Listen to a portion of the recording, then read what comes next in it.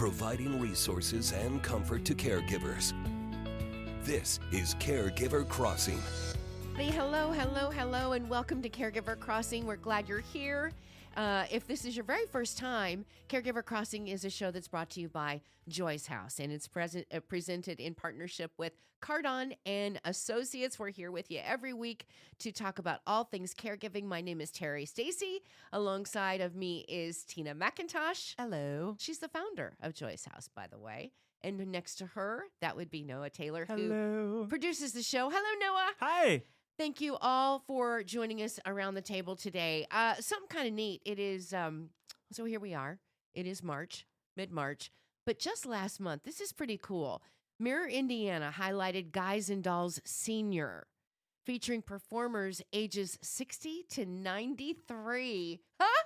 How about that? So cool. I think. Were they actors their whole life, or was it like I want to do this thing? Sorry, no. I think that there's a little bit of a mix of both. So I think, as everybody knows, I'm a little bit of a musical theater nerd. You know, sharing about Jagged Little Pill last week, and getting to talk about Guys and Dolls, the senior version, this week, just makes my heart happy. as much as we can talk about plays and musicals, I am happy here. But the Mirror Indie highlighted this article, and gosh, Guys and Dolls Seniors, featuring performers ages 60 to 93. And a lot of them, Tina, like you said, have been actors their whole lives.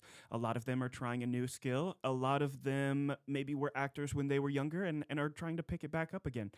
The show actually ran last week, February 27th and 28th, at the Shelton Auditorium. Yeah, and you know what? I want to applaud them because it I don't know, the word courage is not right, but it takes some out-of-the-box thinking to put a show on like this with seniors. Yeah, absolutely. So I applaud Shelton Auditorium for doing this.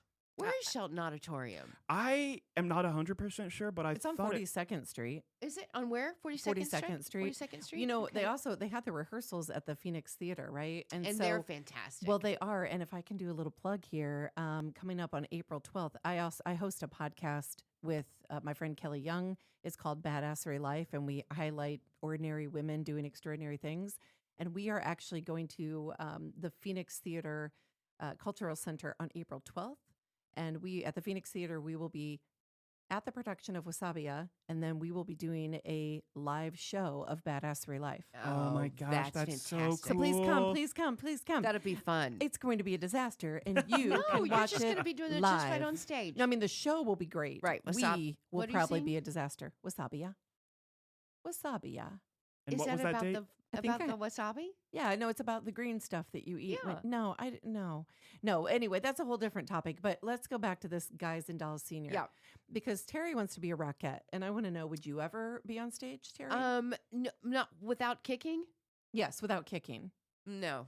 Okay. Have No, you no, ever no. done But a theatrical performance? I have, and I've been a narrator, and Oh, now I that would be love great. that job, where you can just sit on a stool, but alongside the stage Yes. and narrate. And I loved doing that, and I will always answer if anybody invites me to do those kind of things. I love narrating. If you ever need help, I would do it with you. It's fun. I would love that. It's really fun. And then we could narrate for Noah, who would like to be on the stage. Yeah. Oh my gosh, three person, two narrators, one person play.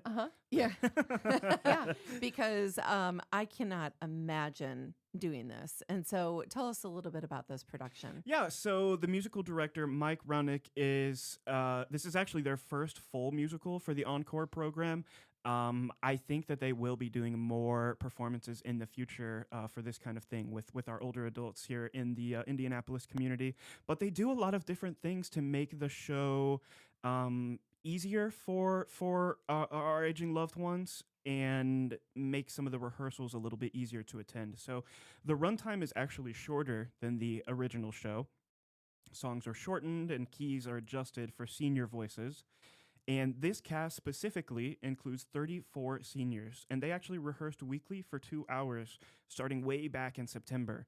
So they've been working on this show for a long time now. A lot of work and dedication goes into any show, but especially one like this. I wonder if they lose anybody along the way. Just, I think about my own life, and I'm on the earlier side of this, but things happen. Absolutely. I just had a friend fall down the stairs carrying down his bicycle and broke a major bone in his body. I Well, mean, it happens. It does happen, and actually, there was one specific person who had to drop out of the show, but they still attended rehearsals to feel that connection and community and that socialization, which is so important for everybody. But I love it. incredibly I do important. too. You know, Because- I was in a production once. Of I can't remember exactly. It was a fundraiser, and it was a radio play. oh sure, yes, That was fun. those are fun because you have the script in front of you. You do, but I was a French maid. I did not have to dress like a French maid, although at that time I would have been really cute in an outfit. Now, a different kind of French maid. But anyway, and I'm not good at accents, so it started as a French maid, and by the end of the night and a couple of drinks, I was Jamaican. I don't know how you get to. I mean, that's a long. Tequila. That's a. I was Oh gonna my say that's a gosh. long boat ride, but Oh my yeah. gosh. No, that's So it. you- It's just tequila. I'm not good at it, but It's so fun. it was fun. I've threatened to do a radio play for Joy's House as a fundraiser. you've threatened yeah, You should do a fun. like myself. just yourself. You know what? That is a threat. If you don't get it together, Tina, we're going to do another radio You play. should do one for Christmas. Would you 'Cause narrate it? Christmas, yes, but Christmas ones are really good ones to do for radio Aw. plays. That would be fun. Yeah, you'll find something. That Are would we- be great. Are we on stage or are we going to do it in studio? We could do it in studio. I Noah. love this idea. Noah. But see, how do we connect it to Caregiver Crossing is the thing. See, I'm all about plays, but It has to, yeah. And we need sponsors. Would Well, it's anyone more like a- to you know what, sponsor? It's more like maybe it would be more like a thank you. okay. You know, we want to give this as a gift to you to thank you for your continued listening and for being a part of our Caregiver Crossing community. This is our Christmas thank you. and we could. And you do it. I'm sure. Wait a minute. Hold on. Oh, Is that a yeah. great Tina's gift? face is Wait a minute. lighting think up. about it. Is that really a great gift? No. Would they rather have money? Yes. Yeah, probably. Okay. Scrap this one. No. You guys, we're on to something. What's the theme right now? What's the? I hear it's around the holidays, but what's happening? Well, you Is it could a do it- murder mystery? We could do Oh. it around Thanksgiving. We could do something around as a thank you gift at Thanksgiving. Our thanks to you. What about something like I that? feel like we're on to A something here. caregiving during the Yeah. holidays. How about a type Walton's play. Thanksgiving? Waltons. No, it doesn't even know what you just You're gonna said. have to explain it in All right, 20-year-old words. No, in different. This is totally different. But that you are all like all of the holidays are mashing together in my brain, and we've got Easter coming up, Right. St. Patrick's Day. And this year, well, stay with me. Sorry. This year for Easter, I am hosting an Easter egg hunt, and everybody has to wear blow up costumes. Oh wow, that's what that was in your brain. It's no, it's actually what- happening. Oh, it It's is on the It's calendar. scheduled already. Yeah, it is Didn't happening. you guys have Didn't you have like a food fight one year? No, that's my dream. My dream is a food fight. It is actually that Food is my fight dream. in blow up But costumes. I don't want. No, I want like spaghetti on your face. I'm Yeah. gonna throw peas at my Yeah, no, son. she's- really? Yeah, no, I'm making all the notes, you guys. And if you want to come to my Easter egg That's blow so up, funny. I do, but Hunt. I'm gonna have to start looking for a blow up costume. I might have one for you. I Oh, you have have an extras. extra? Oh, we gotta go. We We gotta go. do. We gotta go. We have to Yeah. go. You can find past episodes of the show at joycehouse.org and be sure to like and follow us on Facebook. If you'd like to connect with us to discuss show topics, need help connecting with resources, or have a question that you would like for us to answer on air, you can email Tina at joycehouse.org. And you're listening to Caregiver Crossing, a show designed for family caregivers and the people who love them. Caregiver Crossing is brought to you weekly by Joyce House in partnership with Cardon and Associates. We're here every week to bring you support, education, and hopefully a good laugh. Visit joycehouse.org to connect with us, hear past episodes, learn more about caregiver support resources in the community, and much, much more. Don't go anywhere. We'll be right back with more Caregiver Crossing right after the break.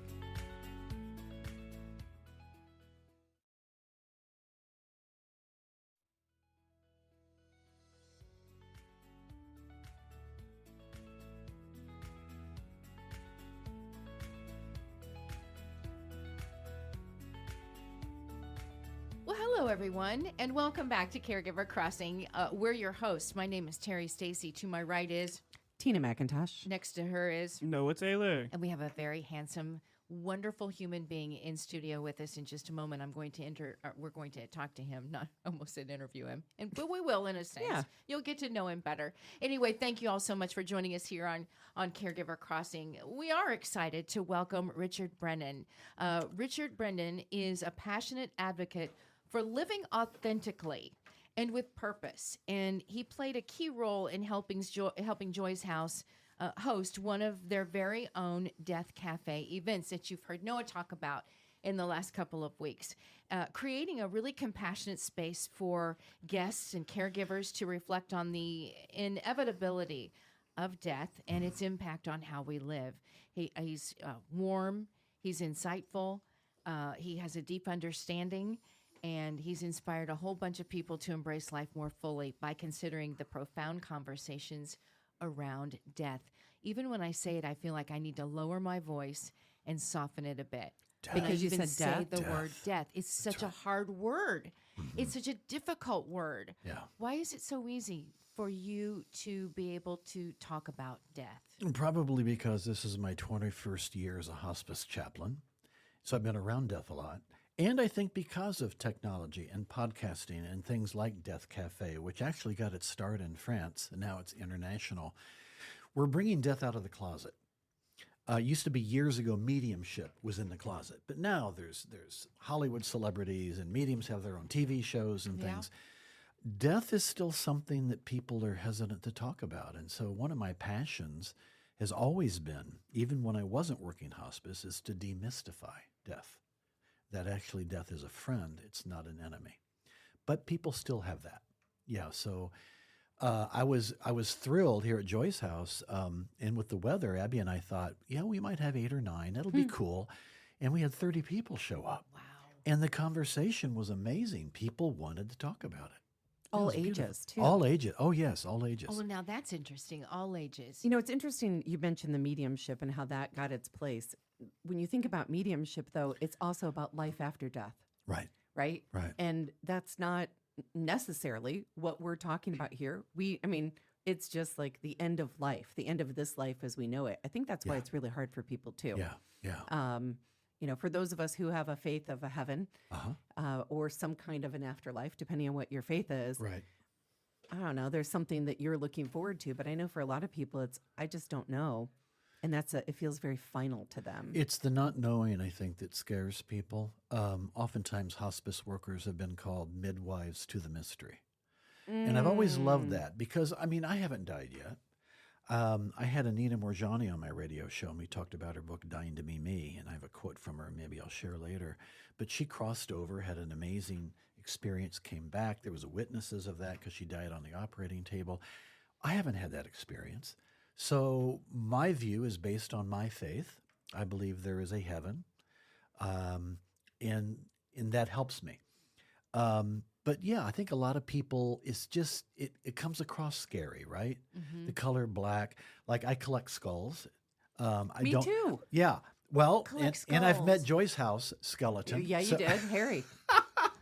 Skulls of real things. Yeah, that I have better been on clarify. Earth before? Terry, I better clarify that. No, it's not. I didn't dig up people and all this. Like little ceramic things you get on Amazon. I was going to bring my cane in here because I have a skull on top of my cane. I collected that. That's awesome. And I have heads of skulls that are made out of not real material. I have them in many places. So what is Yeah. it for you? Because I know what Yeah. it is for me. Well, for me, it's the whole memento mori. Remember your death. I even tattooed it on my arm. I've got tattoos. And this yes. one is memento mori et carpe diem. So remember you're going to die, so seize the day. Yes. And it's that beautiful reminder. And a lot of Buddhist monks back in the day, some Christian monks back in the day also would have a skull on their desk, a human skull, because they could do that back then. But it would remind them that will be me someday. That's why I love Yeah, them. I do we too. all have a skull. Absolutely. But that isn't Absolutely. kind of unnerving. No, so No. here's my thing. We all have a skull, and Yeah. one day you'll be dead. So live your life. It's That's right. very Okay, so much what live- you have keep that tattooed. back part of it. So live your life. Yes. Right. Wow. Or Yeah. for me, embrace the Fascinating. imbalance. Or Yeah, I yeah. love that you said that. I've never met anybody else who's said that. I love skulls, and here's why. Well, have It's the the both same of thing. you had experience where you've had a friend or a family member much younger than you pass away? Yes. Well, what was that like for you, Terry? I felt like that their life had been cut short. Okay. That not that to judge, why that decision was made. Because I'm like so many, I believe that there's a plan for us, and Yeah, there's yeah. a reason Yeah. when we go at an age that it's unexpected. Yeah. So it was a little shocking. But was there a part of you that then took a look at yourself and said, Yes. wow, they're gone. I'm here. Right. Yeah. that first realization of mortality, I think for many of us is losing a grandparent. Mm-hmm. And that is the first time for me to have thought, oh, we're not here forever. Right. To really realize it, not just, they weren't just words. And I think for Right. many that lose a grandparent first, usually in their life, it's a realization. Well, when I teach on this, Art of Living in Light of Death, that's what I've called the message, and I've done workshops on that. Here's what I say. I say, love calls you. Love calls you to make death your constant companion, because the awareness of death helps you heal old wounds, refines your purpose, and helps you lead a fearless and authentic life. And then you start breaking those sections down, because that's really what it does. I remember a couple of years ago now, wow, I did 3 or 4 workshops with a dear friend of mine, Janice Jaffe, who was a well-known jazz singer, sound healer, lived down in Bloomington. And we would do these workshops on Art of Living and Dying, we called them. Well, I knew she was going to have surgery up here. There was something going on with her heart, but it wasn't going to be serious. And we were texting 2 days before the surgery. And she said, my kids will be up here. They say it'll probably be a day or so of recovery. Before I go down to Bloomington, why don't you come up here? We were planning another workshop. So the surgery was happening, and a lot of people kind of knew when that was, sending out prayers. And then maybe a couple of hours later, I got on the email list and Facebook message list that said Janice died in recovery. She was 63. Didn't see it coming. And it rocked the whole community of Bloomington.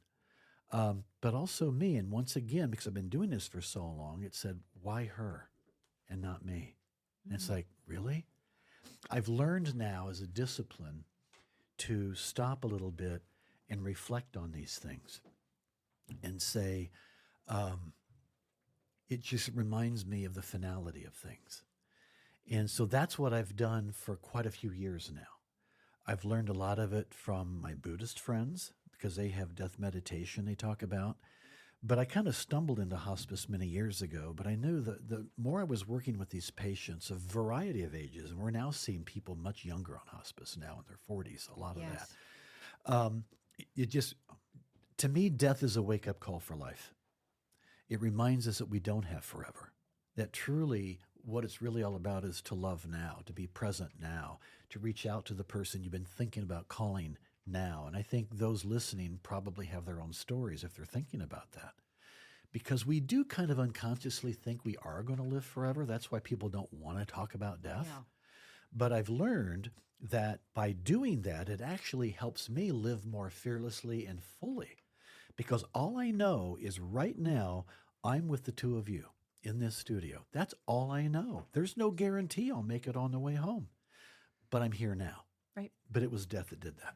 I agree entirely about all of that. So when we come back, you mentioned you have some stories. Yes. We'd like to hear some of those. Absolutely. All right. You're listening to Caregiver Crossing, a show designed for family caregivers and the people who love them.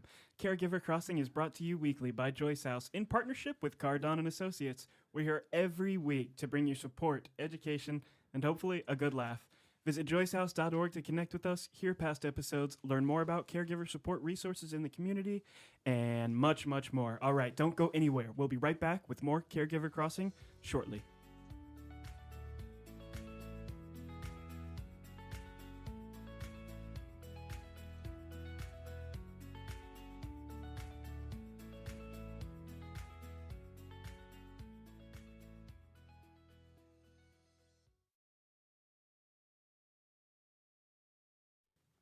Oh, you guys, you should have been here for the break. It got weird. Welcome back. We're here on Caregiver Crossing. We are your hosts, Terry Stacy, and I'm Tina McIntosh. We are here with Noah, our producer, who is wonderful, and he brought us such a fantastic guest today. If you were with us last segment, you're already in love with him. We are to Richard Brendan, who is a speaker, a mentor, a producer, and talks about things that are typically hard for a lot of us, and that's death. It really comes down to death and how we live up into that point. And Richard, you mentioned that you had some stories. Yeah. And we would love to hear those. I have a couple that I brought with me. One, because I still miss this person. She was a dear friend of mine. And this is radio, so you can't see the photo of her and I at the time. Beautiful lady. Yeah. And so here's what I wrote. Remembering my friend Lisa Morrison. who passed away on January 24th, 2016. This photo was taken on February 12th, 2015. Lisa was serving as senior producer for my radio show. I was honored by that because years earlier, she had a very successful radio career at WTTS and with her syndicated Roots Diner radio show. She lived fully, loved well, and had a servant's heart for humanity. Lisa never squandered her life. May we all awaken to the precious mystery of life while we have breath. Death will arrive soon enough. By the way, at 46, she died in a car wreck. That's what happened. So I always had a quote. This happens to be a Zen night chant. It says, "Life and death are of supreme importance. Time passes swiftly, and opportunity is lost. So let us awaken. Awaken. Do not squander your life." Amen. Another one was a dear lady. I'll just read it as I wrote it. Earlier today, I had the honor of officiating the funeral of an 87-year-old woman who made her transition on October 27th. For almost a year, I would visit with her, often holding her hand and reading poetry to her. And when I would sing to her, she would laugh and try to sing along with me. My attempt at the Sinatra song, "Fly Me to the Moon," was her favorite. She was unable to speak, but her smile and her eyes said everything. She's flying now, and perhaps she's dancing with Sinatra. The following words from John O'Donohue really touched my heart. Donohue writes, "We should not allow ourselves to settle for being awkward and unsure around a deathbed. There is vital and beautiful work to be done there. When you realize the dying person needs and depends on your words and presence, it takes the focus off your limitation and frees you to become a creative companion on the new journey. One of the most beautiful gifts you could ever give is the gift of helping someone to die with dignity, graciousness, and serenity." And so these are the kind of things that I've had the honor of learning. I have learned more about life, about love, relationships, not from guests that I've interviewed before or workshops I've attended or Oprah TV shows. It's the hospice patients. Because when you know you're dying, something happens, and there's been psychological studies on this. All of a sudden, once you work through the fear and work through the anger, it gives you permission to finally say the things you've always wanted to say or do the things you've always wanted to do. And I love that. And so what I've learned is by meditating on death, I mean, I haven't been pronounced terminal, although we all are. None of us get out of here alive. But by meditating on it, I'm kind of like rewiring my brain a little bit. And it helps me be more present in whoever I'm with. And it makes me realize that it's a gift. God has blessed me with this day. This day I have, and that's all I know that I have. So I want to live it to the fullest, which is why I showed you guys earlier. I have some tattoos, and most of them have meaning for me, but the last one are words. I've never had words on my arm, but because I'm a slow learner, I wanted to be able to look at it every day, and I thought I'd class it up by Latin, So it says, "Memento mori et carpe diem." Remember, you're going to die, so seize the day. And actually in the Catholic Church, there's a young nun that is the founder of a worldwide movement called Memento Mori. She's taking that message out everywhere too. But I find that it's really changed my life for the better. It's healed me of some things. It's helped me to live more fearlessly. And it's these precious people who are entrusted into our care and into my care as a chaplain that have taught me the most, because they're telling me, wow, here's what I would have done different. Wow, here's what I learned about love. And it's like a Tuesdays with Maury thing, only I get a lot of days with these precious people. And I write those things down when I go home. You're making me remember those type of memories that I have, or stories that I have of thinking about of death. It's even hard for me to still say, but I've for a long time worked with the Indiana Children's Wish Fund, and the little children that have been given a pretty scary diagnosis, life-threatening illnesses that they're battling. They have been the bravest people I've ever known, because they live every moment knowing that the words, knowing that their end may be near, and they're fearless. And they are, as you're making me think about that, about who those those people are and those children and what they face and how some of them are gone Yeah. and but lived every second that they had knowing that maybe this is it for them and Yeah. lived like a kid. Yeah. You yeah. know, we should maybe all live like a kid again. You know, you know. There's that song, right? That live like you were like Live like you're dying. And Yeah, it's so Tim McGraw. true. Yeah. Yeah, It's won so a Grammy true. for that. It hit home to me also personally because I have grandkids, and my 3-year-old granddaughter Sloan, who's a fierce little thing now, and I think the reason she is because at 10 months old she was diagnosed with a rare form of cancer, and she had to have 24 weeks of chemo. She had to have 2 surgeries. They were thinking she might even need radiation, and there were some moments when we didn't know she would live or not, and so. On a couple of different times, I would volunteer then to be with my daughter to take her to Riley. God bless the people at Riley. I could never do that work, seeing all those kids. But she's healed. The cancer has not come back. But those are the kind of things that stop you in your tracks. And I would even ask or tell our listeners, if you take a chance, think about those things in your own life. And instead of just say, oh, that's a shame or whatever, just sit with it for a while, right? Yeah. And try to learn from that, because you realize that everything is a gift. We don't know what's going to happen to us. That quote I read a few minutes ago from John O'Donohue, he's still one of my favorite writers.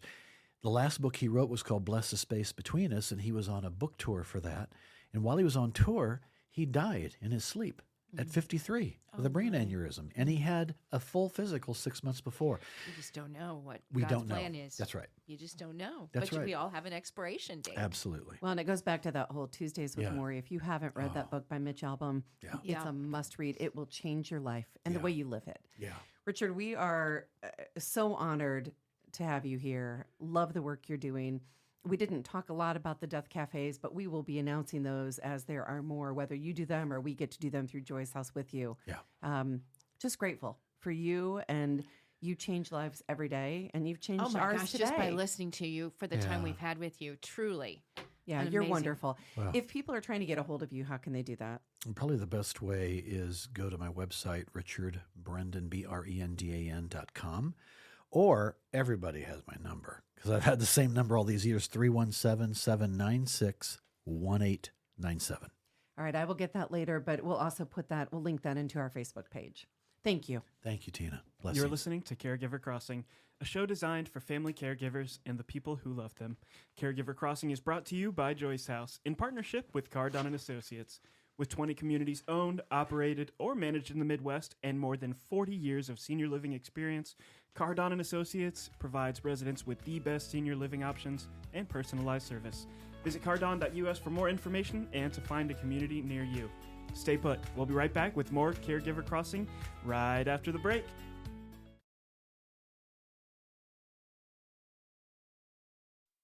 Welcome back to Caregiver Crossing. Joining me today are your co-hosts. Who are you? I'm the producer. I'm Noah Taylor. I'm not a co-host. But Noah keeps us in line with I try. everything. Takes care of everything. Well, I'm Tina McIntosh. I'm Terry Stacy. Hello. Hi. So, for our last segment today, we have some questionnaires from our listeners. Some questions Mailbag, from our mailbag. listeners. Mailbag. I like when you do that. Thank you. Can you do it Yeah. again Yeah, one yeah, more yeah. time? Mailbag, mailbag. Oh, okay. Let's just let everybody know you can get your questions answered too. And you do that by sending Tina Bina a question Absolutely. Email okay. me, Yes. tina@joyshouse.org. Please. Tina. wherever you are. Yeah. Like to hear from y'all in Illinois. Mm-hmm. How you're enjoying the show. Oh, yeah. What topics are important to you. Send it to Tina. Tina@joyshouse.org. Yep. What do we have in the mailbag today? Well, first up, we have a question from a listener named Kara. She wants to know, what are some engaging activities I can do with my loved one to keep them mentally and physically active? Horseback riding. Sounds fun to me. Engaging activities that you can do with your loved one to keep them physically and mentally, active? Mm-hmm. All right, I'm going to start with this. I'm going to say something here. Ready? Ready. Don't do everything for them. I know that's not an activity, like a planned activity, but stop doing everything for your loved one. Oh, you want that? Terry was eating Ricola earlier. You want that? Let me open that for you, Terry. Right. Oh, no, wait, you dropped that on the floor. Let me pick it up for you. Right. You want the blinds open? Let me open that for you. Stop doing everything. If your loved one can still do some of these things, let them do it. It's good for them. The dexterity to open, wrappers and All to place good. things on a counter. It's really important that we let them continue doing things. I actually recently, my mother-in-law lives with us, and she is the sweetest woman you're ever going to meet. She is now, I think, 76. Everybody wants to do everything for her. And we go to softball games. And so she and I will ride together in softball games. And, everybody, they see us get in the back, and she's not frail and elderly. I mean, she's an active 78-year-old woman. Oh, let me carry that for you, Nana. Let me get that for you. It's insulting. Well, I said to her, I think it might be insulting for some. It would be insulting for me as I get older. People try to do things for me too. I mean, I'm there. Can I carry this for you? Let me help you carry this. A lot of that comes around, and it's. I know you mean well, but I'm okay. But what if we switch it to this? Hey, Nana, if you need any help carrying that chair, let me know. Good. And that's what I told her. I'm not going to just do everything for you, because then you will stop doing it and we will see a decline. That's it. Right? That's so it. I know that's a little bit of a different twist, Kara, on the answer to your question, but I think we are so prone to do all the things for other people and just encourage them. I think that's Yeah. a fantastic answer. Yeah. Including bending over. Oh, yeah. You drop something, you bend over to pick it up. That's going to tell a whole story. If I'm wobbly when I bend Yep. over, you're going to know my balance is off, or I'm getting Yep. dizzy or whatever. So But if you want to do, like the mentally and the mentally things, and you want to be a part of that, I think she wants to be a part of that too. I mean, maybe that's puzzles. Maybe Oh, my goodness, just so come much- and do these fun things like that. It's with- helping set the table for dinner. Right. It's letting the dogs out. It's doing the everyday things are really, really important. So all right, mentally and physically. mailbag And next. our next question is from a listener named Nancy. She'd like to know, what are some tips for making my home safer for my loved one who has mobility issues or is maybe a fall risk? Making your home safer for a loved one who has some kind of a mobility issue or might be a fall risk. So there are some basic ones we hear all the time. What do you think the first thing that people always say is? It's remove rugs. That's it. Right? Yeah. Take the rugs away. Yep. No rugs.